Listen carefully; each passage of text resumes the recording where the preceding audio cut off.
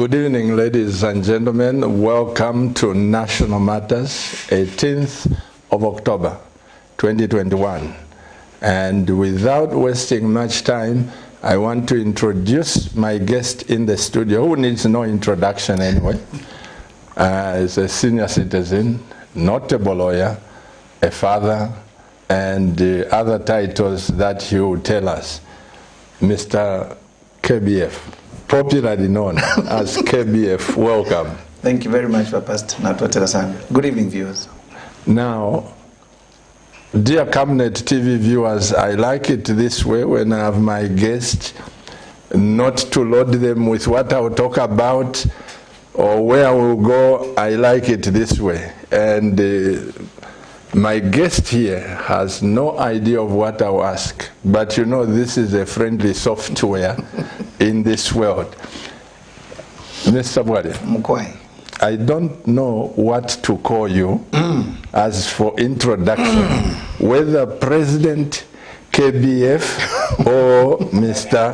BWALYA FUBE, because during the campaign you went in as a president. Yes. And it's UPND Alliance. Yes. What should I address you? Just President? KBF. Just KBF. KBF is good. KBF is good, but we'll keep the other titles. That's fine. That is a good one. Educate me. Before we get to this, ladies and gentlemen, I like the people to know who my guests. I know the nation, the world know who KBF is. But if you look in that camera, you tell the nation, the world, who is KBF? Where was he born? What has he done? That kind of, in 5 minutes, if you can run Thank through, you. whether Thank you're you, a Pastor. family man or Yes, not. Yes, yes. I was born on the 20th April, 1963, in a little town called Mufulira. I was born at Clinic 6. This clinic sits between Section 2 and Section 1. The reason for being born at the clinic, although my mother was a nurse at the time at Ronald Ross Hospital, and my father also worked at Ronald Ross Hospital, they were both hospital workers, was because of the colonial thing. We were not allowed to be born in the hospital because it was considered Bazungu hospitals. So we were being born at clinics. That Ronald Ross. That Ronald Ross, that Malcolm Watson, they were Bazungu hospitals. So I was born at clinic number 6. I'm a second-born child to the late Mr. Eric Benson BWALYA, a politician of late, with his lovely wife, my late mother, Florence Kasomo BWALYA. They both lived in Mufulira, got married in Mufulira. The firstborn in our family was my older brother, Humphrey Kasonde BWALYA, is the late. My father is the late as well. My mother is the late. Being the second-born child, there were only 2 guys, my brother and myself. Now I'm the only surviving man in the family. I had 4 sisters. My immediate younger sister, Diana Chongo BWALYA, now Mrs. Chota. Then there is Charity Chanda BWALYA, now Mrs. Mulenga. We lost a sister as well, where I was doing a memorial just last week. That was Patricia BWALYA. And then the last born, Kakasuli Keso, Kabevali Nonde BWALYA. So we were 6 in the family, and now there's only 4 of us surviving. Having lost my brother, my mother, my father, and 1 sister. But all of us were born in Mufulira, educated in Mufulira. Particularly for myself, when I was born, we were living at house number 30, hospital compound.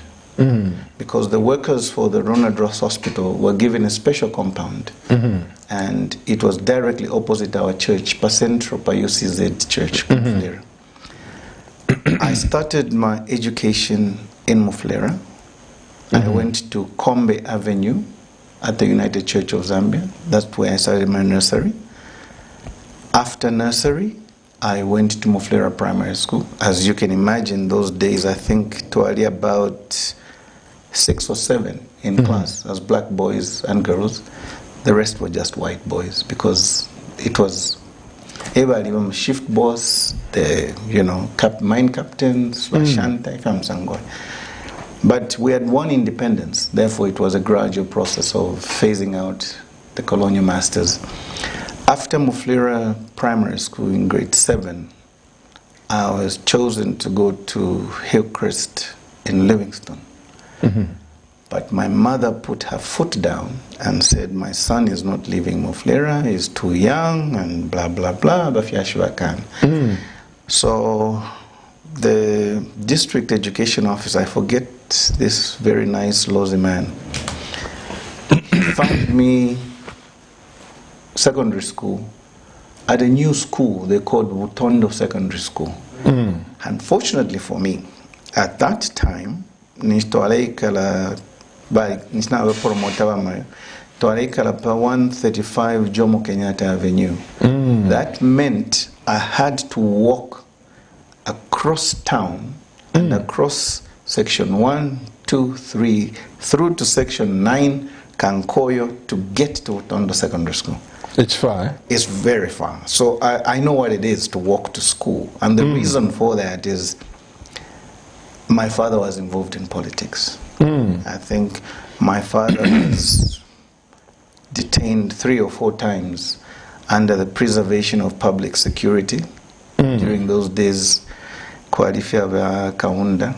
So Vale Pere Milandu, because we had Pangire Chilonganino with the late Simon Monsaka Pwepwe, Joseph Mutale, John Chisata, Edward Mucheleka, Faustino Lombe, Stanley Sinkamba, Vachimba, Vachambeshi, and others I could remember. And then there was some Indian man also known as Kanobai Patel. He used to run Mufulira General Dealers at the time. Those were friends of my father, but they were basically like the opposition, the unofficial opposition to the UNIP government then, because by that time Bakaunda had declared one-party participatory democracy under UNIP. And my father and his friends said, no, there must be democracy, and started fighting. So I've grown up in a political home. I know what it is to resist dictatorship. I know what it is to resist autocracy, and I know what it is to say no when it's required. But as kids, I remember my father inviting us with my late older brother, my mother, and the rest. Bakapwepwe nga baisa mtown. Nishu kukumana meeting ni kumurundu kuliwa John Chisata. Bapanga kwati na wakwataka brai. But we knew that as the families and the kids and wives were playing on the one section, the men were having meetings in there planning what to do and stuff like that. So that's how we got to understand politics and got to understand that because the last detention my father had, I think I was in Form 3. It was on the 20th of September 1978. I remember vividly because, as usual, we were awakened by a special branch, police, guns, the usual, and searching for seditious material, trying to charge my father with espionage, treason, the usual. And I wrote my Form 3 then without my father. I wrote my Form 5 without my father. My mother raised us in a very strict manner, but knowing that we had a father. I think from Form 3 in 1978, I next saw my father when I was doing first year at university. That's when they were released in 1981. having gone to national service, to BWALYA, but to Salokuyaku University. That's when my father was released. And I went through that period because my mother was there to encourage all of us. My mother was there to give us a firm foundation, and she made us realize, Nangumle Chula, there's a future. But we never lost sight of God because we were always raised in the church. Like I said, from section 1 of BWALYA, our church was just opposite my home, house number 30, hospital compound, Central Church here, CZ. And even when we went Kuma town, Kuria Kuwasungu, we were congregating at St. John's. But my mother insisted that she was still going to congregate Pasentro, because that's where she grew up. And even when my parents passed on, they were both, their ceremonies and church services were held Pasentro, I'm a married man. I married a childhood friend from Muflira, Toarekala Mujomo Kenyatta. My wife and the family, Balekala Mulumumba Avenue. I married a lady called Mary Chisela Katepa. She's a medical doctor, and Fiafine. Toale Venabale Sambila convent, I think. And I went at Muflira Primary School. Then Mukukula, Kuma Fatima, Filafine, we came and rejoined each other at university. Eventually, we got married and started a family. And we've got kids. We are proud parents. My firstborn son, Kelvin, is a banker. FUBE is a doctor, like the mother. That's a lady or? No, he's a boy. Boy. Kelvin, FUBE, boys. Chihuahua, he's a lawyer. He's in my office working with the father. They've got sisters, and one sister is studying law as well, Samantha. The older sister, Tisha, she's doing some public administration.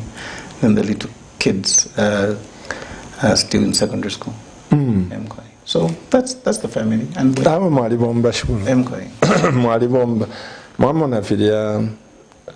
Ilya saying, abasungu balikwata na ife twalikwata. Abasungu balanda that apples do not fall far from the tree. Ife muchibemba tulanda ati amenshi yakonko omufolo. Elo umwana taluba umutinyi na wishalireko. Correct. So umulandu wabafyashi pitire mu mwamu akanshama political genes yaisawira muri. There's a funny story about how I became a lawyer, actually. We had gone visiting my father in prison. They were always being put at Cabo Maximum Prison. And I was quite upset. I remember, I think, that very year, 1978, just after the mock exams, and I found my father Basinkamba Nabanabo Achisata Bana in prison, Jackson Mutare Muchereka. And I was asking my father, Dad, Munaisa Lilai Kunganda says Shishi. And I said, but who's helping you to come home? He says, not quite a lawyer. As a child, that's the first time I heard the word or the name of a lawyer. And I promised my father, I'm going to become a lawyer so that I can come and get you out of here. And I asked him, how do I become a lawyer? Then he says,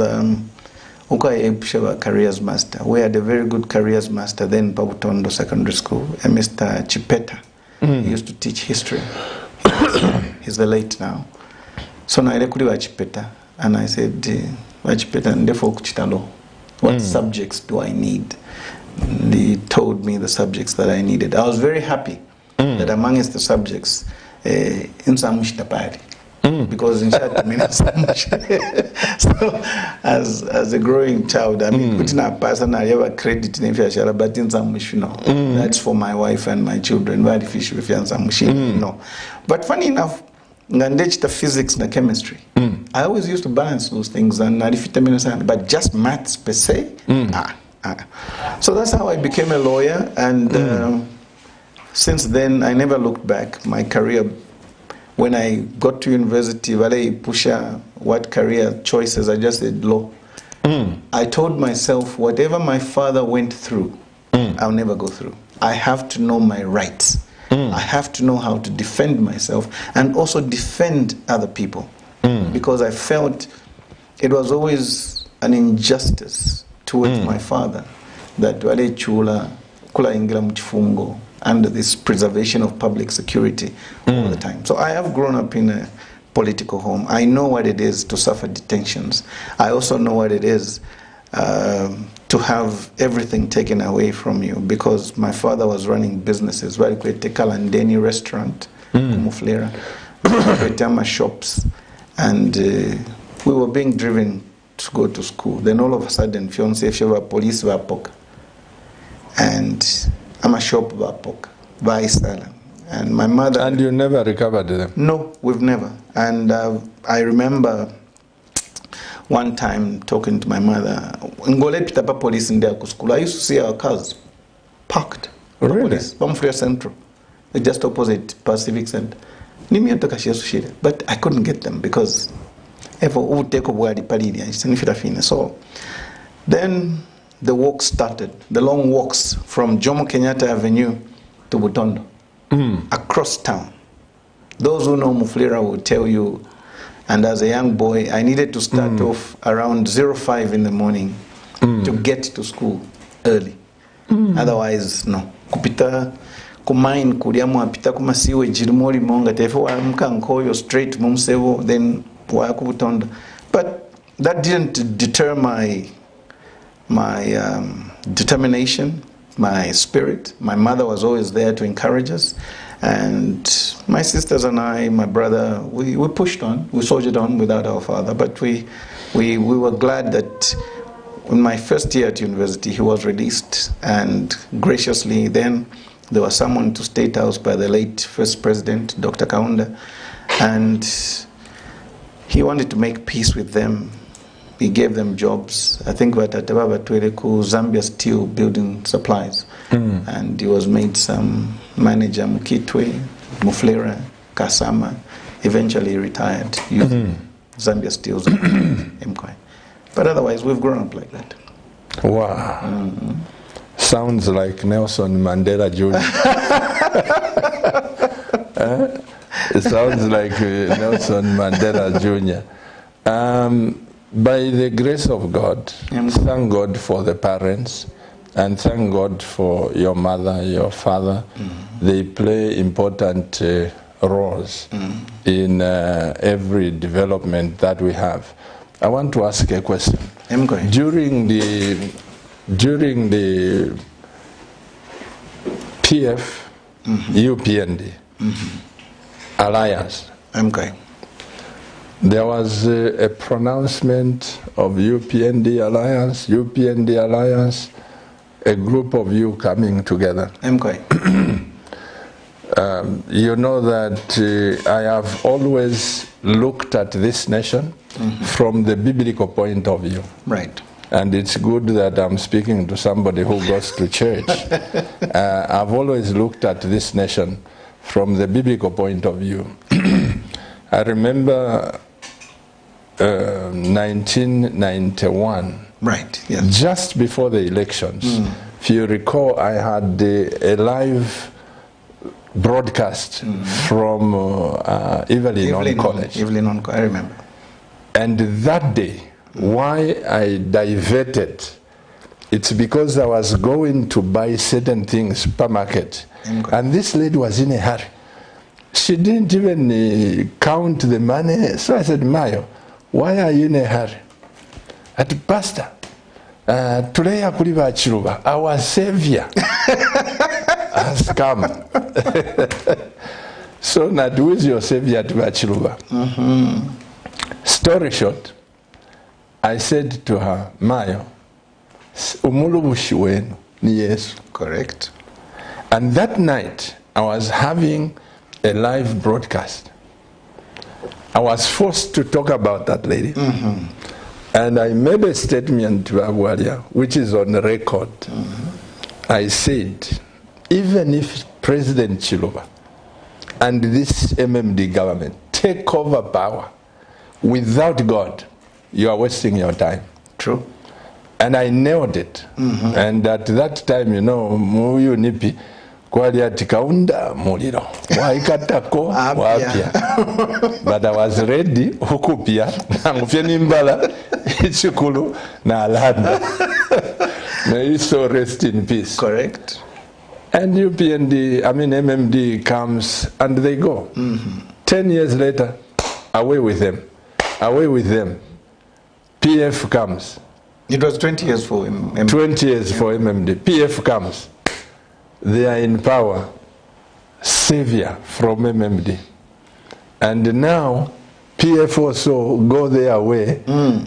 UPND alliance. The reason why I said, what should I address you? Because I know for sure now that Mr. Honorable Mutati is no longer president, is a minister. And he's still a president. He's still president. And Melupi is president. Yes. So all those are presidents. Yes. In alliance. Yes. What we did,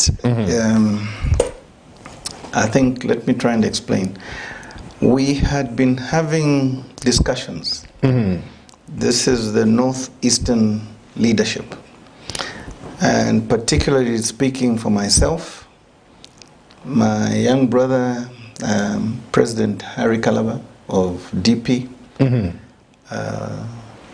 Honorable Felix Mutati of the MDC. On the side, I was also having meetings with my brother, Kaluwasi Muyemba, who runs a political party. I was having meetings with my older brother, Dr. Ernest Mwansa.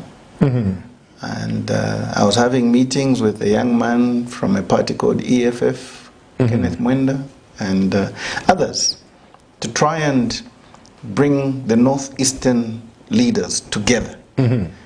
And in having those meetings and having those particular discussions, I was like a centerpiece meeting different players, because I knew that we needed to get organized, we needed to work together if we're going to restore what I called a broken system under the leadership of my older brother, then former President Edgar Lungu. I think I started speaking against the ills in PF within the party. I wasn't very accepted, and it wasn't very interesting for some people because they thought I was a rebel. But I said, when you speak the truth and when you call a spade for the sake of the nation, you're a patriot. And tomorrow you will come and find that my words will come to haunt you. If you don't change course, and today those words are ringing in most of the PF members. So when we were having these chats, I received an overture from a delegation from the now president, HH, through some relatives and friends. And they said, they came to my office and said, why don't you work with your friend? We interacted, we talked, I asked them some questions. They presented certain evidences to convince me that this could work. I told them I was already talking to other people and I needed to go back and report. They gave me time. I went back to my colleagues who I have alluded to, and I said, there is this approach, and we should be very honest and very practical. I asked my brothers individually, are you able to win these forthcoming elections on your own? And each one of them said no. And I said, well, there's this position. Why don't we unite? They asked, why are we uniting? If we just knock out PF and take over their membership, we can win this thing. I said, it's not possible. One, we don't have the time. Two, resource-wise. Third, we might split votes and not win. Long story short, some of my brothers refused that overture. And my young brother, Harry Kalaba, was very strong. He told me, no, and we respected that. Kenneth Mwenda, EFF, also walked away, despite the many meetings we had with him. The rest of us, individually, they all said, okay, we are going to give you this permission. Go and find out what it is that we can engage with the other people and see how we can bring the nation together. That is how come I went back and I said, we can do this, but we need to agree on conditions. And we had over 11 meetings between the president now and myself, alone, one-on-one, trying to work out how this was going to work and bring these two forces together.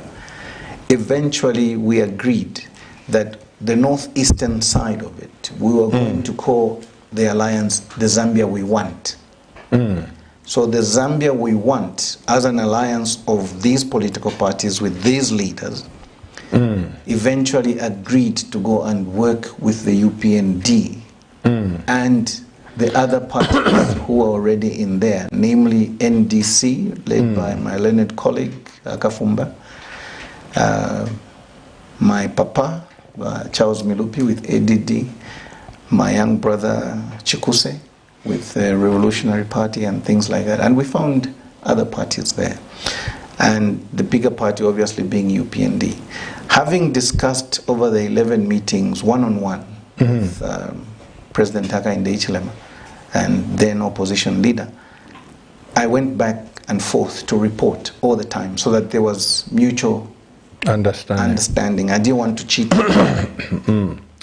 Then we were agreed on 4 fundamental issues. One, we needed to unite the country because the country was divided on tribal lines. We agreed on that.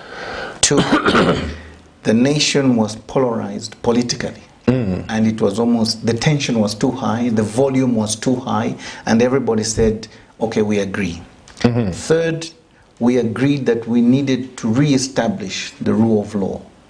Fourth, good governance had to come back. And we want to ensure that we run a meritorious government.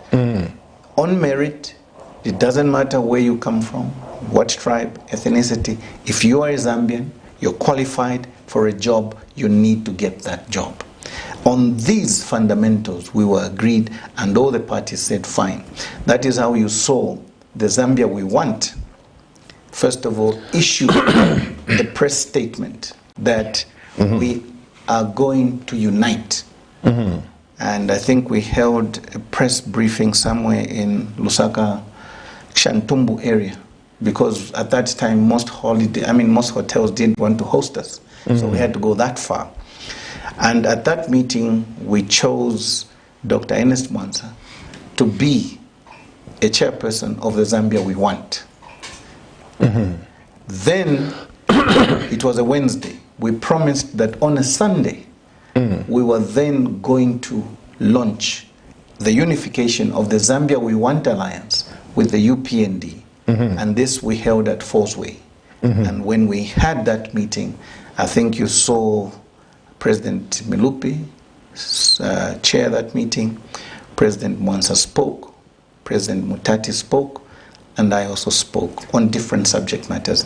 And we agreed that we're going to endorse the current president, Hakainde Hichilema, to be our current candidate to run for the alliance.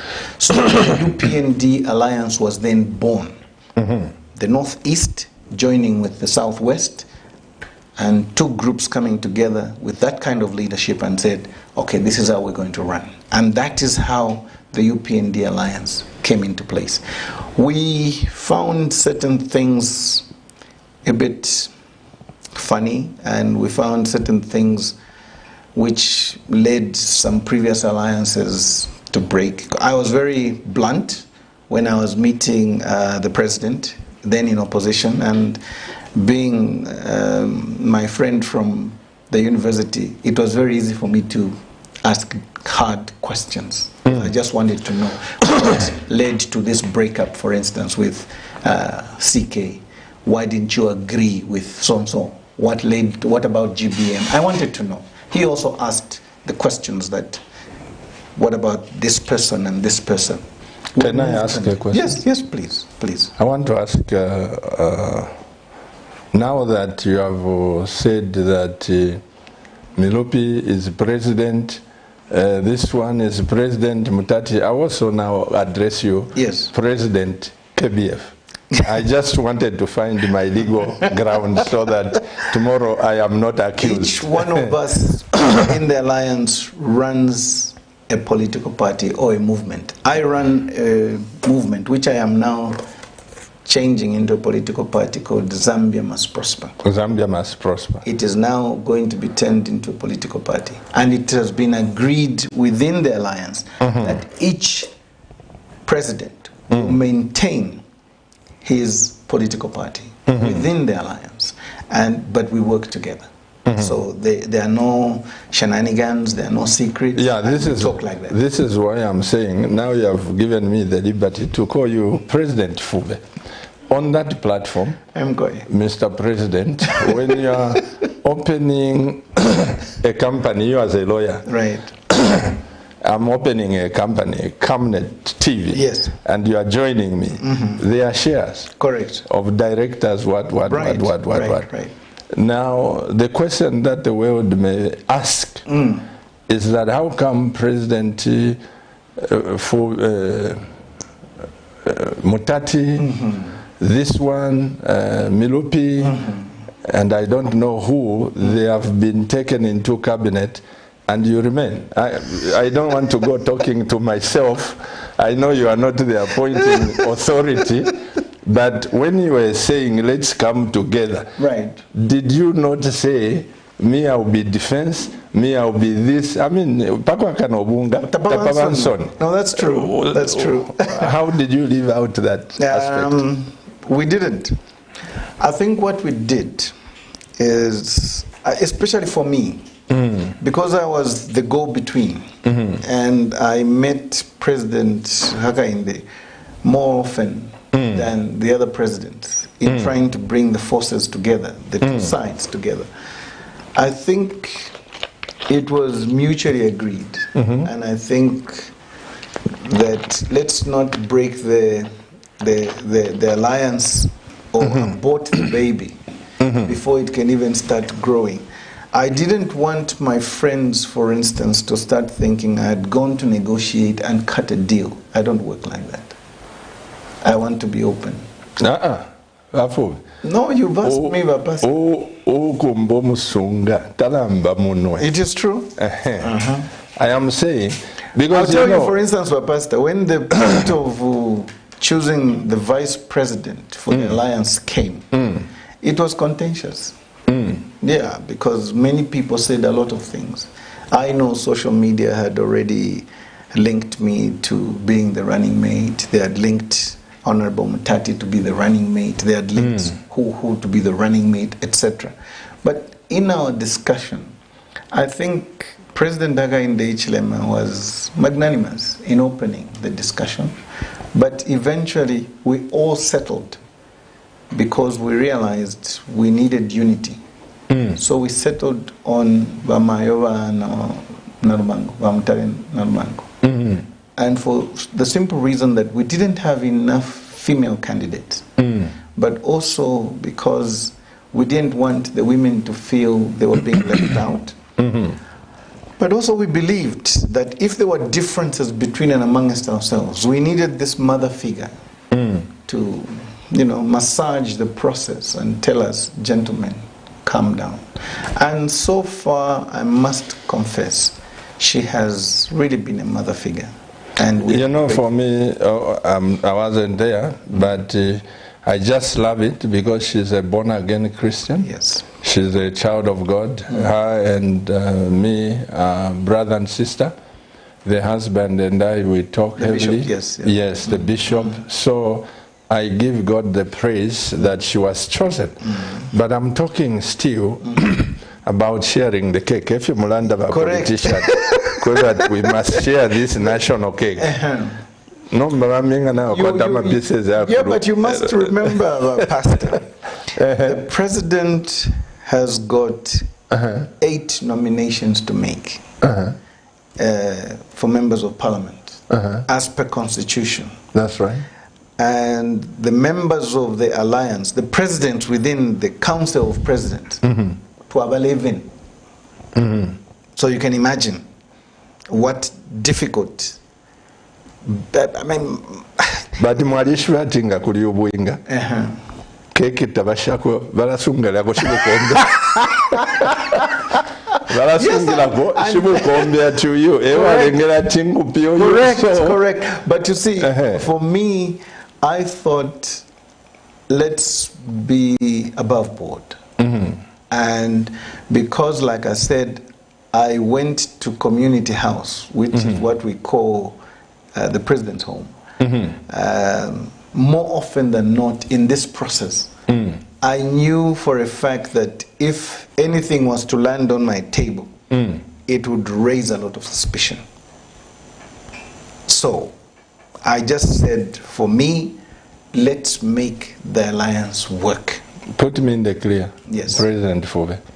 So was it of your choice to say, Mr. President, don't appoint me because others may be crying? Was it your choice, or it was just his own accord? Let me say it was mutually agreed that it should be like that. Because as far as I'm concerned, nobody goes to tell the president, I need this job. Nichinimwe. Nichinimwe. Bushene. Otina rusha fiechalo nitikale fina chio balala ndefiba. Nabantu bana mabwe. No, I think we saw beyond that, and what we intended to do was to prove and bring to the fore a certain kind of leadership which was going to be different, but also to prove that we are men of principle. Let's agree on principle. And because we have agreed on principle, that these are the fundamentals on which we agreed, let us stand on these principles. The PF, I think, didn't know what had hit them, especially for me, because I had been critical of my older brother as president, Walungu, when he was president, within the party. They expected, the PF, that my crossing over was to go and look for a position. I wanted to shame them. Because I wanted to show them it's not about that. Leadership is not about a position. Leadership is about the influence that you have. Leadership is about inspiration. It's about motivation. If I can motivate a situation, if I can change a situation, then for the betterment of the country, I'm happy. May I differ with you, please, President? Please do. Please do. Differing with you on the point that the Bible is very clear. It says, do not muzzle a cow that treads the corn.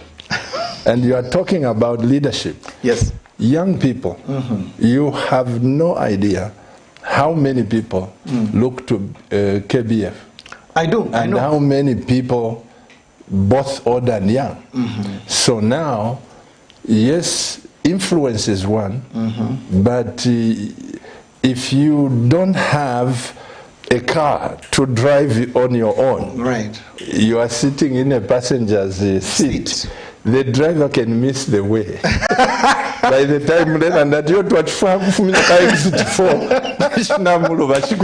no, but here's a saying. Yeah. Somewhere I read, Pastor, that some people can go through a forest and see no firewood. It's true. I am not one of those people. I have said I have been through the forest. I have seen the firewood. And I know what the firewood needs. But there's only so much of the cake to share. And I don't want to be an imposition on the president, let alone be an imposition on the alliance. I said, let the president decide his prerogative. No pressure, his discretion. You must remember also, Pastor, that this pressure is not so much on me now. And I feel sorry for the president. The pressure is on him.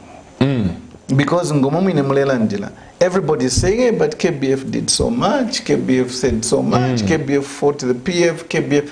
I feel sorry. And it's on record. Correct. You were told that we want a northern vote to be delivered. Correct. And I feel sorry for the president because the pressure is on him. But I want to assure the nation that for some of us, it is about getting the nation out of the doldrums where we were. And that we have achieved. And must confess and thank the Zambians. We have achieved. Zambians, you did a great job. Thank you very much for the job that you did. But the pressure now is on delivering on the promises that we made to the Zambians. That is important. But what's more, because the alliance is a collective also, we advise from the back. We attack from a midfield position, as it were. But we bend it like Beckham, if need be, get it in a position where we say penalty F cup and say, well, President, this is the scenario. But we only advise because we don't want to break what the Zambians went to go and vote for. The reason the young men went in gowns to go and vote, the reason the youths woke up in gowns to go and vote, the Caponias woke up to go and vote, the women wanted to, all they wanted is change. It was too much of this cadarism, the lawlessness and everything. We've achieved that. And I don't want to be the one to say, because I have not been given a position, therefore, no. I think we must be above those kind of politics. As you said. However, that does not mean that if things don't work out right, I will not speak. I think the president understands. I have a mouth. If something is wrong, I'll speak. But in private, for now. Because we're in this alliance together. And the Zambians trusted us as an alliance. Let's leave that for now. We will have the grace to call you back.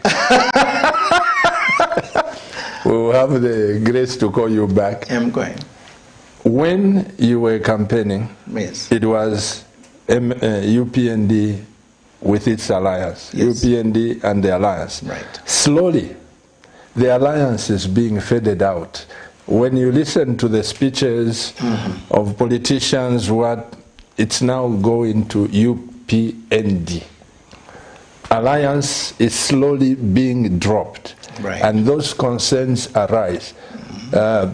Is that part of the agreement, or it's UPND alliance throughout the whole term, or what? What is the... From where I am sitting, the alliance is still there. But if our colleagues in the UPND begin to think and feel that they delivered this victory by themselves, then we may have to cross swords at one point. That is a promise I can give the Zambian people. But for me, I am saying the alliance is still there. I believe the discussions I had with President Hakainde Hichilema as opposition leader and as a friend are the same discussions on which he is going to run this country. If there is any veering, if there is any diverting of those fundamentals, then there might be a problem. I'm being as honest as the sun rises in the east and sets in the west. Because for me, we worked on the basis that we were in an alliance. If our colleagues begin to make the alliance irrelevant, it may produce a problem. I won't mention the speeches that I've heard by who But you see, you know, I tell my church members that the only crime I've committed in this nation, I'm as straight as Cairo Road. I don't like making corners where they are not. But when I sit and I hear the UPND government, the UPND, then I say, where is the alliance? I think it's important. The Bible says, give honor to whom it's due. True. Even if he carried a basket, very true. You say, for me to reach here, there was somebody who helped me carry the basket. Very true. I just meant I should, I just wanted to bring out that. I should pay more attention when the government officials are talking. Okay. I could have done some of the things differently, for example. But it is not my presidency right now. It is the presidency of President Hichinama. It's his prerogative, his discretion. But like I'm saying, right now we are still open to dialogue. We are giving advice. We still have access. I was in State House last Tuesday. We had exchanges. And for me, we talk on the phone. It's always, we WhatsApp each other. We talk. And I must say that he's a good man. I wouldn't say that I was surprised that he picked up my call, but because even when he was in the opposition, I would talk with him. I would engage. No, he's very good at phone. I must tell you that there was a time that I was, even now, when people called me names, Cabinet wakes up today, if I preach or make certain statements, you become a cadre for PF. Oh, God. One moment, you become a cadre for UPND. It depends on the statement. And I'll tell you what, I've said this before. When I interviewed President HH, most of the questions that I asked him came from the UPND people who would not face the president and tell him like this. This is one thing I don't like about politics. There are so many hypocrites that even when the president had asked me if I could help him to save as Minister of Home Affairs, were the two of us. I went back with my wife to thank him because I didn't see myself that I would bow down, I say, Your Excellency, in a calling to provide my own checks and balances as a preacher. Very true. So that said, President FUBE, I must say that there are certain things which caused partly for PF to lose. Yes. Cadarism. Yes. I always said this to the IG. I said it once, and my IG took offense. I apologized publicly because I thought these guys, if they are not going to be tamed, will produce criminals throughout the country. We already did. At Crossroads, I'm going from my home, this Choppies, I'm going to Woodlands Stadium, Park Crossroads. Just there. Nachipera green babwani. Natimpit. Imyotoke shukufuma kumanda. Double lane. It could have rammed into my engine. Thank God takwali motoka mupepi. Na abwesha. Elwen serevan tukile. And everyone would pack this side, pack this. The PF kada. In serevan tukile. I even said it on TV. Appealing to the Inspector General, appealing to the government that you are producing criminals. I don't think being in power you have to overlook the law. That's exactly one of the arguments that we were fighting against, the lawlessness, the breakdown of the rule of law. We convinced the Zambians that we are going to re-establish the rule of law. I know that there's a lot of talk out there about the speed at which the president is making certain changes and certain decisions that he's taking. But again, it's one of those things that the president has to understand. He probably is waiting for the appointment of the Attorney General and some other advisors. But he could do some things a bit more differently. The Attorney General was not appointed? Well, he has been named, but he needs ratification from Parliament. Correct. Yeah. So the parliamentary procedures have not been done. Luckily for me, at least, I'm happy that we sat in the same class with the incoming Attorney General. Mulilo Kabesha is a very good friend of mine, and we were on campus together. We sat in the same class, same lecture rooms. So he has the same experience, which is good for me. And he decided to go and practice in Kabwe, and he's never moved from Kabwe. Very quiet, a reverend as well. So, yeah, I'm told he's a Christian. Yes. Now, on cadarism, which you fought, why is it that the UPND thugs also have replaced their fellow thugs? There are a lot of things happening within the UPND because they are in power, beating people, stripping them off. I've got clips which I can't play here. And I say this is not right. We will not stand for cadarism because we campaigned on this platform. I think the president is on record.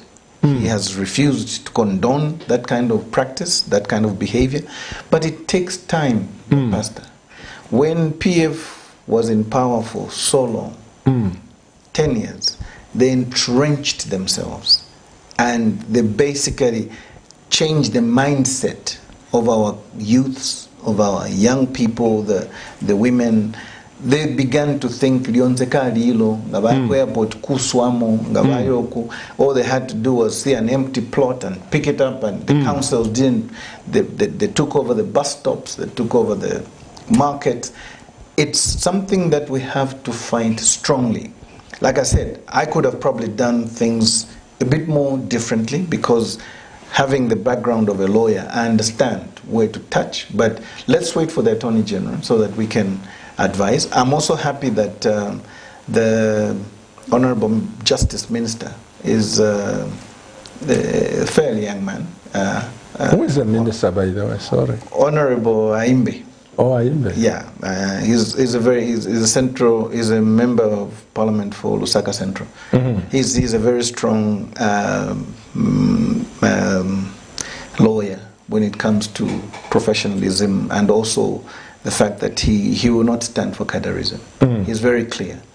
But it's some of the things that they have to change very quickly because this is politics. And the cadres will not be waiting. If they're not careful, the alliance could be swallowed because there'll be a pushback in everything that the president wants to do. The president has to be firm, he has to be consistent, but also has to move with speed, especially where the rule of law is concerned, where good governance is concerned. That is very important, very, very cardinal, because we promised, we campaigned on those platforms. The appointments of people as well is another thing, because that goes to good governance. Some PSs obviously must go. Some directors must go. Not everybody, but we know those who are just blatantly cadres.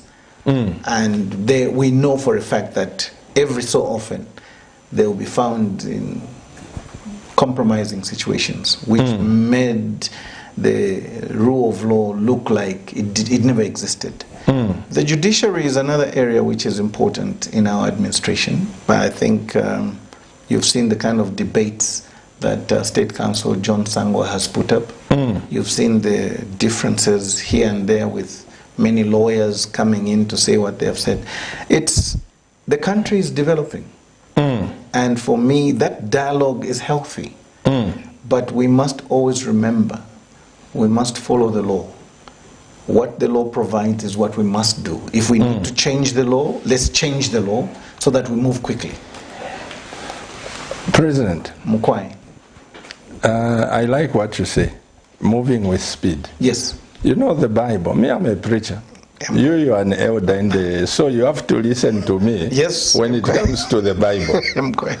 The Bible says there is power in the mouth of a king. True. From the time President HH addressed the nation to say, I don't want cadalism, it has gone down. Yes. That is evident. But these boys who are pulling people and beating them, like you said, the president and the system must move with speed. True. to teach those remaining thugs a lesson so that others may learn. True. You know, because if you just say that, no, they are part of the system, I think we are going wrong. And it doesn't take people a long time to complain. Oh, yeah.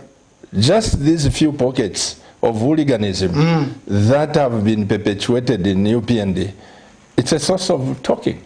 I totally agree with Pastor. It is a worry for all of us as leaders.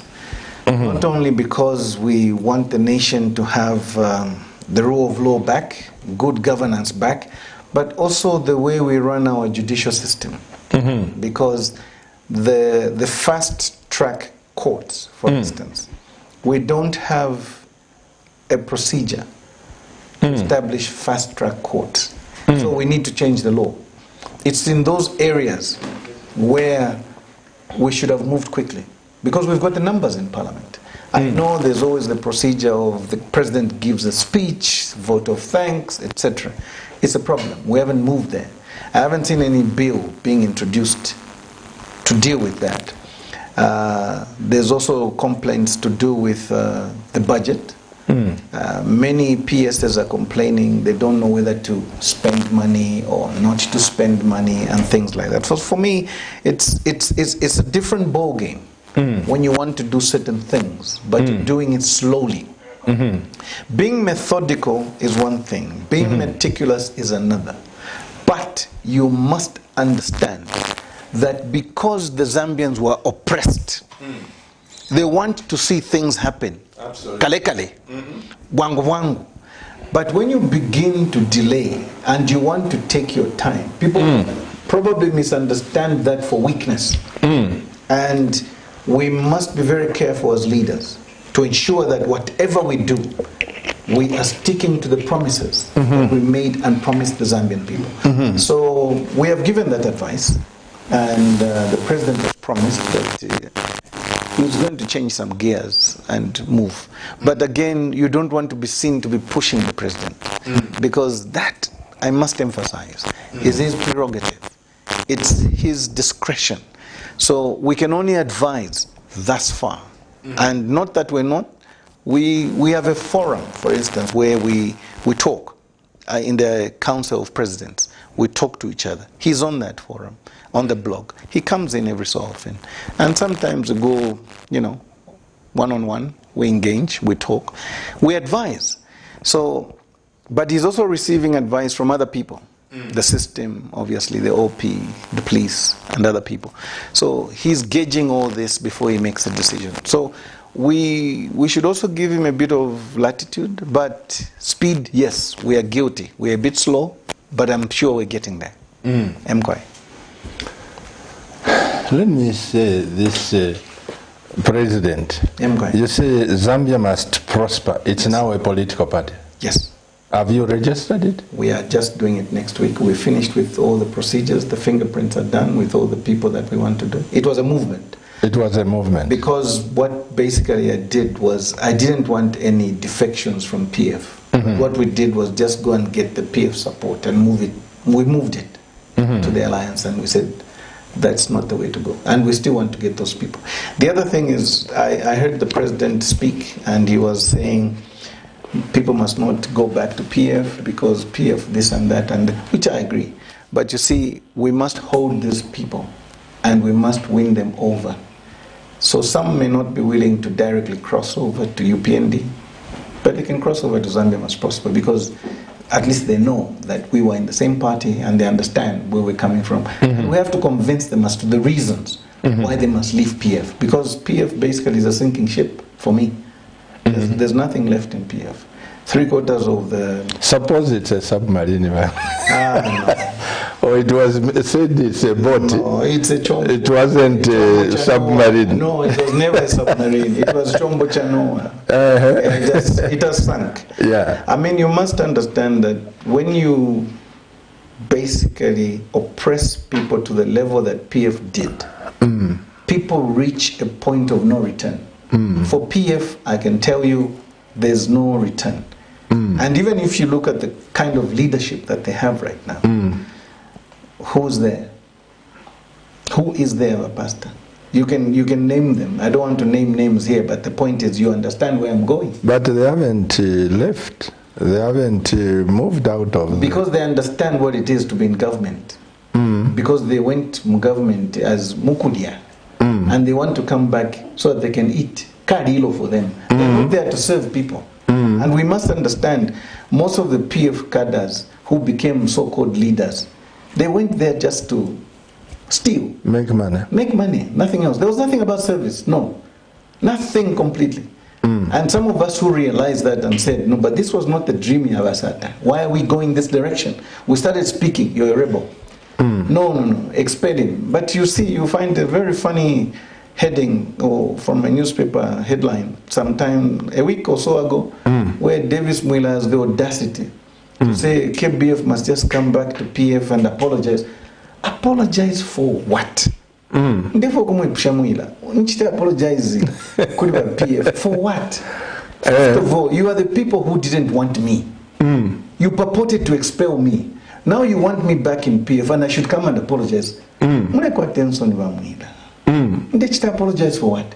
You should be apologizing to me because I've been proved right. Where are you now? You couldn't even run an election. You couldn't run a PVT. I got your number. I beat you at your game. So, Kuya was a perfect 5-0 to the second of second. I mean, let them talk today. But for me, I'm telling them, I knew the kind of leadership PF had. If my older brother, Chago, had listened, you understand? Ukana umfwa, ka greed kaisa, ukaitemwe. Fionze fio walande fia mano, yo wala yumfwa sana pantu wali sambili. I will not apologize for having gone to school. I will not. You don't know the circumstances I had in Grego school. You don't. You don't know financial name. You don't. So you leave me. But I have got certain standards. And as a leader, you must have standards. Pastor, I believe a leader must be set on principle, standards. And you must say, on this, I am not willing to budge. What were the standards that PF went against for me? One, I told Bachago, Imle on third term. Bakana. I said, it doesn't matter what the courts do.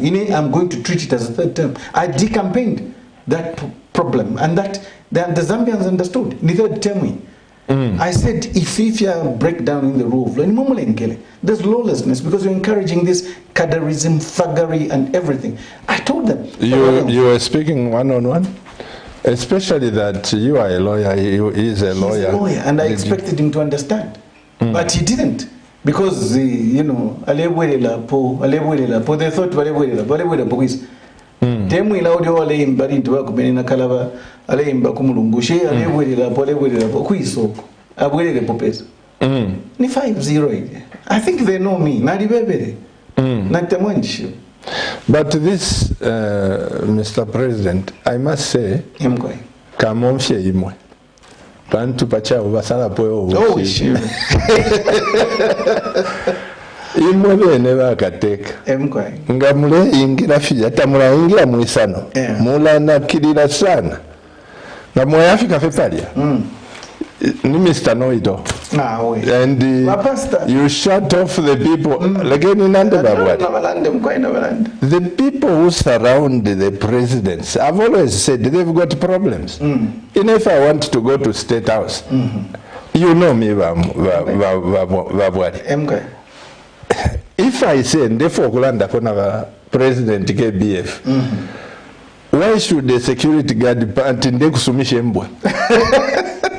Mishembwa for what? The people there, you know, many people they've said no, my pastor's Tamulanda, my pastor's Tamulanda. They have no idea that in the background, in Ndeland and FUBE, TV, they have no idea. Which hurts me. True. But I'm saying, as President President HH has gone there. He's a friend. We've been talking. Like I said, even when I said to those interviews. The questions came from UPND. Some of them are cowards. They could not tell him in his face. That ever me pay them a question.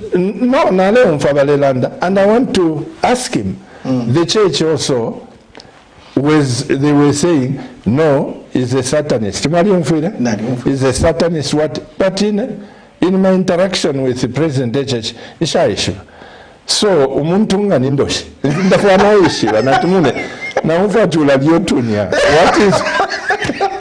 what is your position on this no John shiriotunya ndi afye ngombe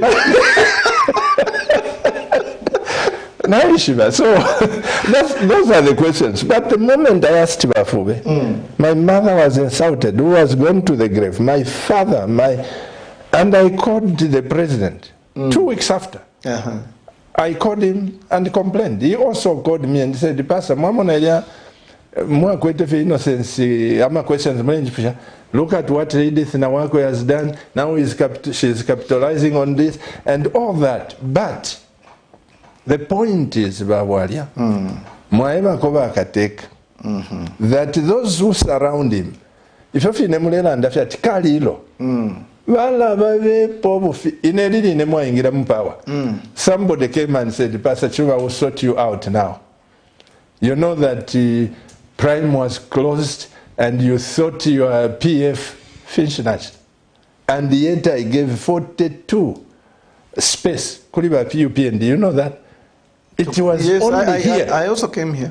Yes, it was only on Cabinet TV that UPND was coming. No, even I'm adverts. I came here. But somebody would say, you are PF. You know, it hurts. When you are doing the right thing and you say, I can't hate VHH, I can't hate Vachagua. These are my church members. Correct. And that is my stance. Even as President Edgar's gone, I'll forever respect him, love him, because he's a church member. True.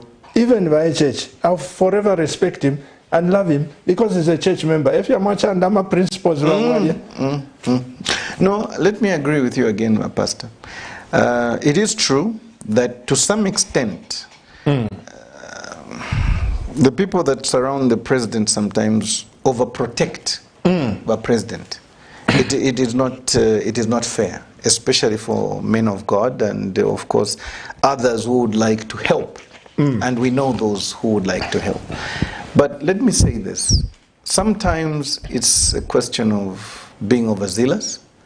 Other times it's a question of being ignorant. Other times it's a question of thinking people are doing their job when they're actually blocking information from reaching the president. So our people will need a bit of orientation. They will need a bit of education. That I agree. But you've got people like me. I mean, if you've got anything to pass on to any minister or the president, I'm open. And I don't think if I picked up a phone call and called any minister and said, there's this information in your ministry that should come to your attention, information. So Limbi also, it's not so much that the president doesn't want to hear, but he may not know. Some people just want to think and feel they're important when you're just innocent and you're trying to convey some information. So we'll take that advice. Please do. And we'll take that information and we'll report and say, President, there's this issue and it has to be raised. Not just with you, Pastor, even other men of God. Because for me, having grown up in a church, when a man of God wants to see you, I don't think every man of God who wants to see you wants a brown envelope. No, absolutely not. And I don't think like some men of God, no. Some of them just want to pray for you, advise you, consult with you, and just leave it there. Even when Vasata was sick, you know, I was found with Vasata all the time. But kuma last. Each time, until I told one official State House, I said, listen, I've never received one, and God is my witness. Vasata, even just before he went into State House, he came to say bye to my family, and we have those photos. He said, Pastor, and there to State House, we need to talk. He was 23 years we walked like this. From Meza House, Challenge House, that's where he used to come and meet the political opponents. He was always... pastor. Now, you can imagine Muma last, Didiama Luele. Mami block. Therefore, Kuyaba Pepera, to organize, my wife would say, please, Kapepe and Kwaba Fiash. No, very busy. No, until now, your job is dependent on his health. If he dies, you'll be out of state house. Very true. Where are my words? They are all out of state house. But I mean, never them block of it. If Yavalanda Muchibemba, BWALYA, Tumusungu, Tapata Bantu.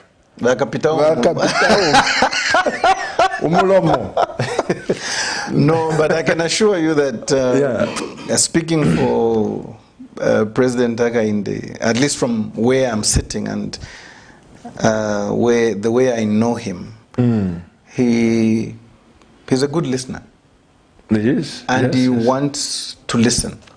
So, like I said, there will be a bit of education, orientation. As you can see, he has moved with most of his security. So those will need some form of retraining because he wants also his people to be around him. They've been with him for a very long time. Know him. Yes. Like Baba Mdana when he didn't even go to the No, he was a commando. No, I'm just saying the way I liked his step. When he was inspecting the guard of honor, no, I am so grateful. But what you are saying, BWALYA, you know, President Hakainde is coming, promised the people of Zambia, we want 3 meals, we want this, and the people have got a list of promises. True. No, President Vachite promise if not if it affair. Imamuli 2 months, Mambi Okula Chitako on demo month. Exactly. Nanguninga and if we don't wish if you want to fiance Mumpanga, but did I hear Muntu Jabuki of Kuchibolia? Life is changing. It can't be. Give him time. I think this is what I keep saying to a lot of our colleagues. They're trying to be very fast to find condemnation. And I feel sorry for the PF especially, because PF has lost the plot. Most of them don't understand modern day politics. Bashalama politics yakale. They want to be personal. They want to be tribal. They have no agenda for the Zambian people. They have no accurate message on the economy, on the politics of this country. They want to dwell so much in the past. But we are saying to them, get to the issues. If you want to debate, bring issue-based politics. Don't be personal. It's not necessary. I think in this government, at least from where the agreements are and what I believe the alliance stands for, you won't see issues come up like that. There is a certain tone, and I can understand some rejection with some people, because again we're seeing a lot of PF officials jumping ship and trying to join the alliance and trying to pretend like now they've seen the light. I think the young men, the youths, the young women, all they are saying is that will require recycled leaders. Sorry to say this. I don't know why. Only you can say that, Pastor. I'm mandated as a preacher because it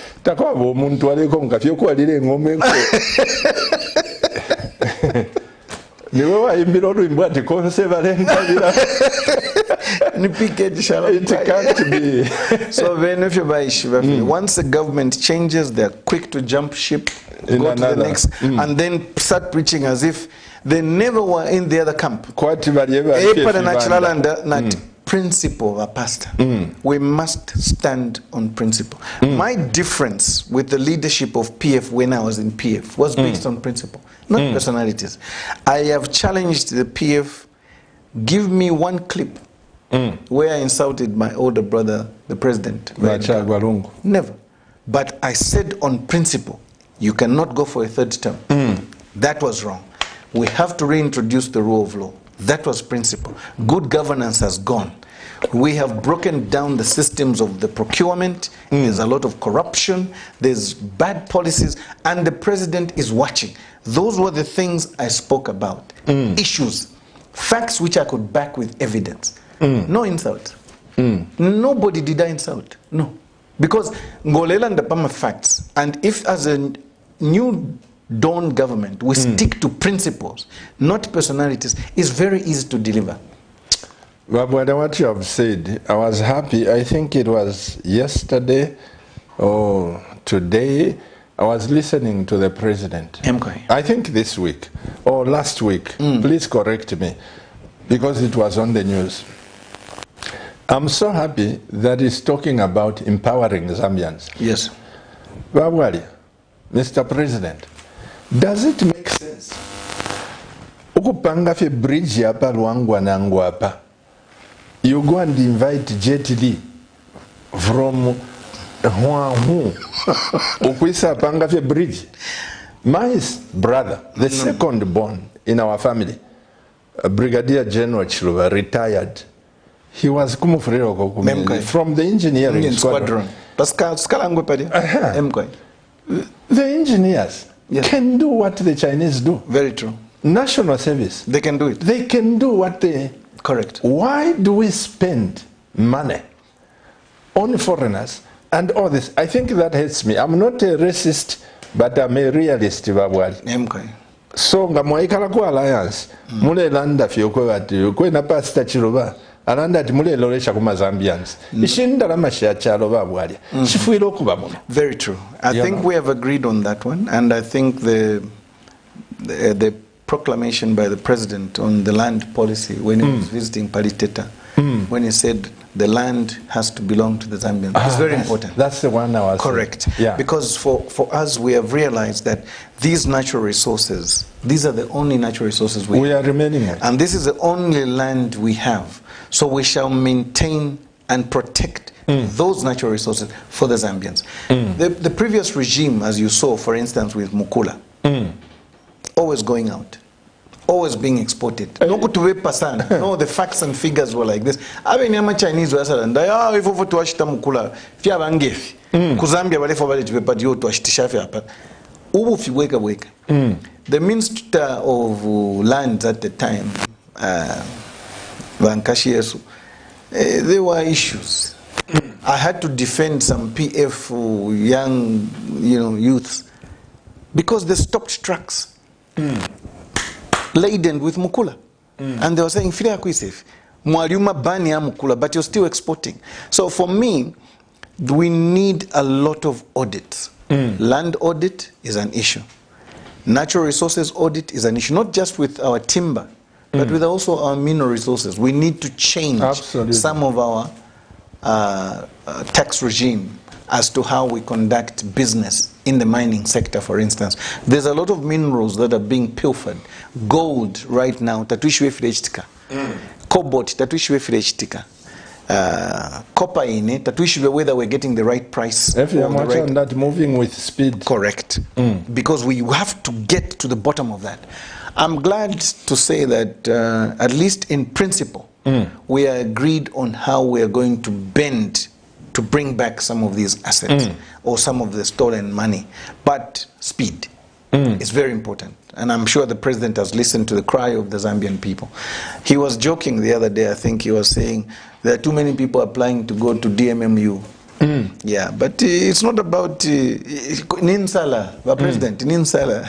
And also, we must get the right people to get to these positions because people want jobs, but they also want to understand what is it that makes people get rich when they get in these positions. We, as an alliance, must always be on the back defending our natural resources and the Zambians for their benefit. Mr. President, Mukwai, I'm going to just put one advert for a Zambian. He has blessed my heart. You know him, KELVIN of Savenda. I see. You see, it's those companies, like if you were then there, people like Matane, with the finance bank and all the anything to do with the Zambians. Please mlefi posa kwa mana. Ile issue mwalena nda mwale baba PF ati nalikwebelete isuma. Ba mama vale chitanga vale fundo tukashana tunkashi yesu. Emgoy. Vakakupere fumo iwe. Ero noma umyaka butuka. Nangu vakakuma iwe nkesala kwechivi. So ba mama lionse would say nshirefu okalepele kufi akaloto. So na one day na mama upere kufi akaloto kuchitashani. Ati omuntu nga bamushinina nomba liliana afunika ntungu n'amafiga n'abonaola erwekere alechitefi ati kanshinga nalifuire uleo mama kufi kalapere kufi akaloto. It's a deep word. Tapavula mwamonini. Nali miebele. Yeah. I want to just, Mr. Director, just give us one advert about Savenda, not the full program. It's a blessing to know that Zambians want to help, and I know that this president is a farmer. By the way, na ninja full-time farming. Chawa mecho. Yeah. Ani ndefa mwene Monday to Friday ndi muibara. Mwala kwa tenshita ya kupanga masemo ni wapasa. Mpenifya akashita wabu. Mpenifya akashita mwala imona kabili ndefu okulishi abantu. Tukesa tanda. Amama mbimona ati no ame politician. Efya mwacha nani nsala taba kwa tebala. Taba kwa tebala. Mr. Director, give me just an advert, a short clip about Savenda, then open up the lines, and God bless you. In our quest to save nations and develop Africa, Savenda is investing in the agriculture sector so as to produce supply for both local and international markets, housing over 12,000 pullets that are nurtured and fed with our locally made stock feed that comes from our own locally grown maize and soya beans, all processed from our recently installed milling and mixing plant. Our over 95,000 layers have an output capacity of over 1,500 trays of fresh eggs per day that are carefully selected and packaged for all the leading stores and supermarkets nationwide. Our greenhouses are fitted with the latest irrigation system, and the seedlings are nurtured to ensure only healthy plants reach the fields. With our deliberate planting schedule, we are better placed to supply constantly without interruption, thus reliable. Savenda Farms is also changing lives of its dedicated workforce drawn from the local community and beyond. So the next time you think fresh and green, think Savenda Farms.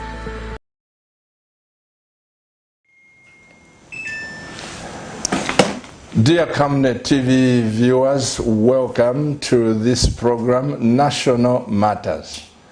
In case you think Pastor Chiluba hasn't asked the right questions and I haven't satisfied you as my audience, muchivemba tulanda chumunwe umo. Tausalanda.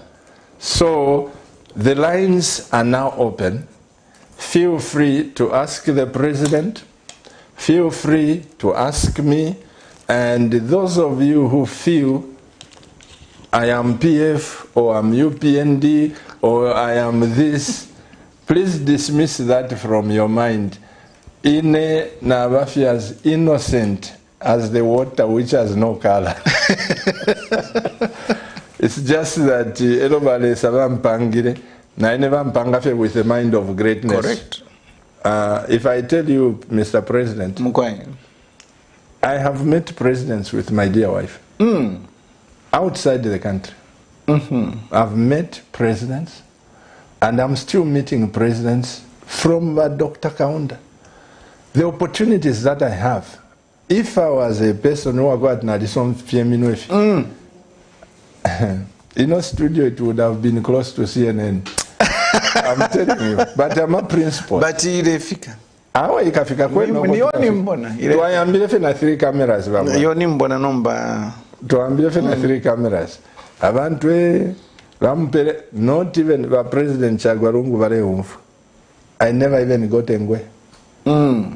Basa tabaya kumuru. I never even got engwe.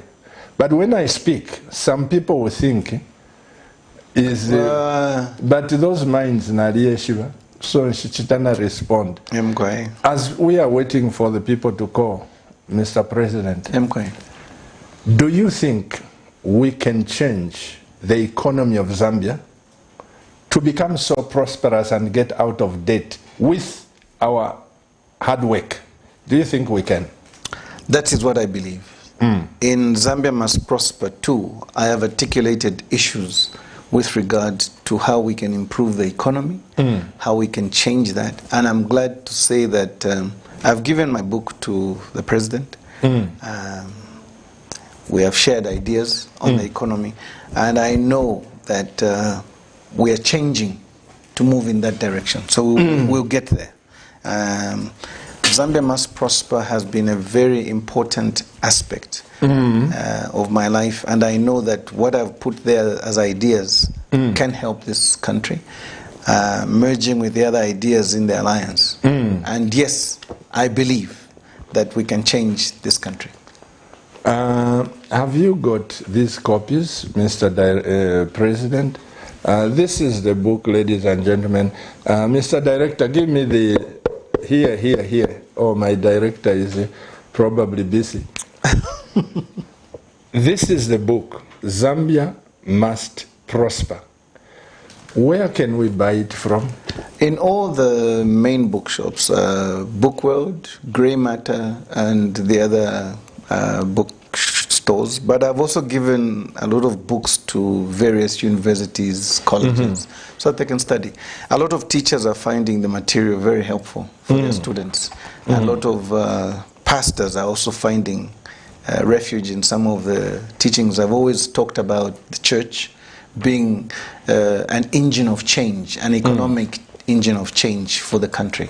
And I think we've been talking to various pastors who have agreed that what has been put in the book can work for this country. Because it's a homegrown policy. And I believe that the ideas are valid for now and the future. There are two books I want to sell from here because I believe in greatness. Nakulire mu John Award va president. Up to now nshaishiba house number. Epo nakulire. Mwadila bafya. Iyo nshalaba. Naishibe fyo kuchita direct abantu. Waisa ku John Award, wafika pa John Award market, go east. About a kilometer, women nefe paka Lukungu market. We push at Yapeka Vapasta.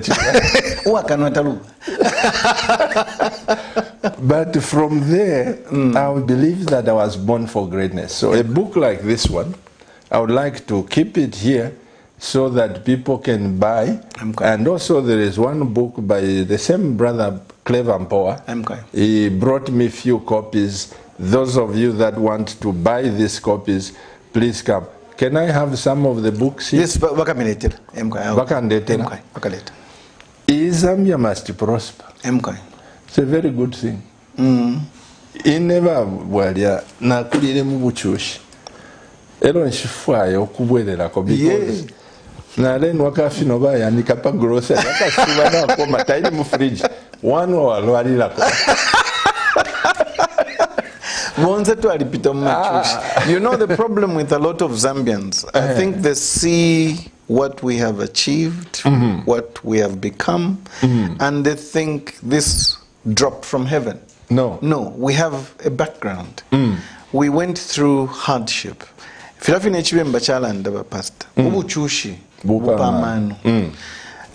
there's an argument that without the incubation of heat, there can be no gold. Absolutely. Actually, the heat purifies the gold. So, gold. I will not, for one moment, regret amachushina pitiremu because every one of those have pushed me to become who I am today. Yes. And people think Miminakula with a silver spoon. I heard my sister Mumbipiri, for instance, saying, yo, Kelvin kumufuria bareka la kutaun kutuwaseka. But she didn't know what we were going through. Now to picking a festival. Hello? Good evening. Good evening, sir. Good evening, sir. Mr. President. Mukwai. Mukwai. Nkumbula Lawrence, yes. Mwishani wa Nkumbula. From where, Bankumbula? From within Lusaka. Please talk to the world. Mkwai. Mr. President. Mukwai. I think it's just a contribution I want to make. As